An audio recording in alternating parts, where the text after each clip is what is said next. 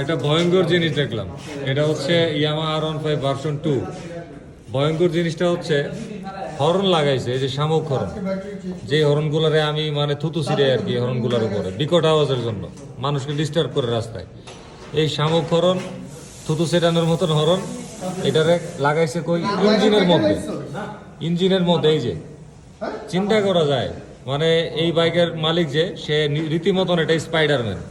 আর নাহলে এই বুদ্ধি মানে বাংলা স্পাইডারম্যান আর কি।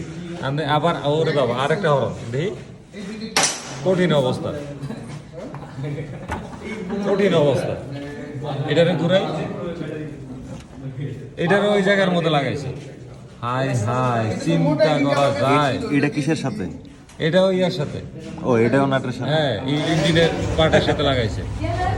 আরে বাপ রে বাপ, কি বুদ্ধি রে ভাই, কি বুদ্ধি, ভয়ঙ্কর বুদ্ধি, ভয়ঙ্কর বুদ্ধি।